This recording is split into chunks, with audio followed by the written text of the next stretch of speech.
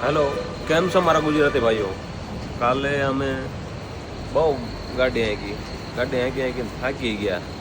પછી એમ થયું કે રોકાવું પડશે, નકર નહીં હાલે.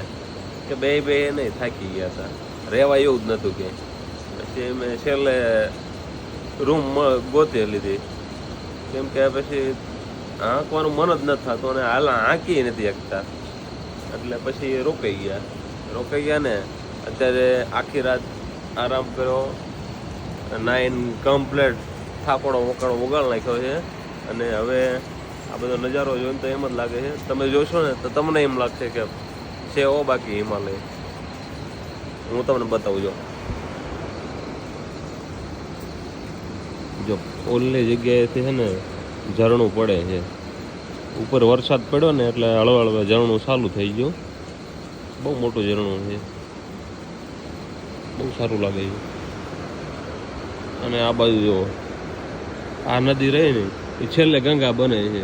આ બધા નાના મોટા ઝરણા ભેગા થઈ જાય અને એવી નદી બને. અને જે નદી સૌથી ઊંડી હોય ને એનું નામ આપવામાં આવે, અથવા બે હરખી હોય ને તો નામ બદલાઈ જાય. એટલે એમાં એવું થયું, ગંગા નદી બે નદી હરખી ભેગી થઈ ને એટલે ગંગા બની ગઈ. અને આ તમે જુઓ વાદળા આવી ગયા, ધુમ્મસ છાયું વાતાવરણ થઈ ગયું.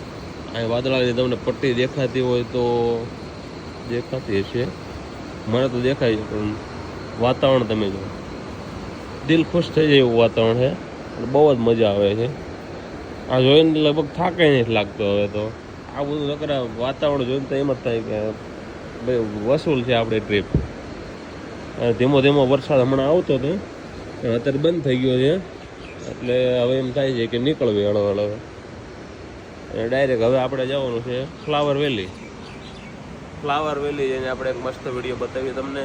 ફ્લાવર વેલીના ફૂલો બતાવીએ તમને, મજા આવે છે. ફ્લાવર વેલી તો એક નંબર છે, એક નંબર. તમે આવતા હોય તો ફ્લાવર વેલી જરૂર ને જરૂર આવું, હું તો એમ કહું છું. જો એક વાદળ જાય ને બીજું વાદળ પાછું આવી જાય.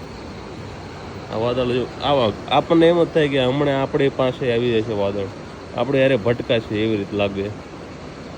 અને વૃક્ષો જોવો તમે, પહાડની ચોટી પર વૃક્ષો લાંબા થઈ ગયા.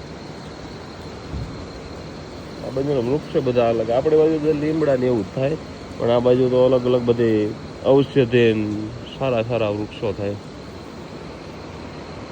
પણ આ જંગલમાં કોઈ પ્રાણીઓને એવું બધા ઓછા રહે છે.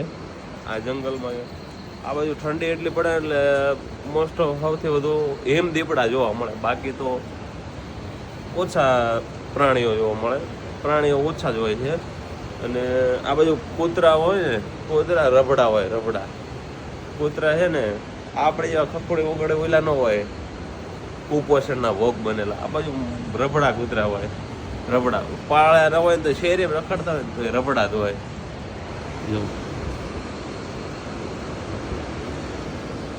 આ છે ગામ, અને ગોપેશ્વરની નજીક આપણે રોકાણા હતા. મજા આવી. હવે નીકળીએ. આગળનો વિડીયો તમને ફ્લાવર વેલીનો બનાવીને અપલોડ કરશું, જોજો, તમને મજા આવશે.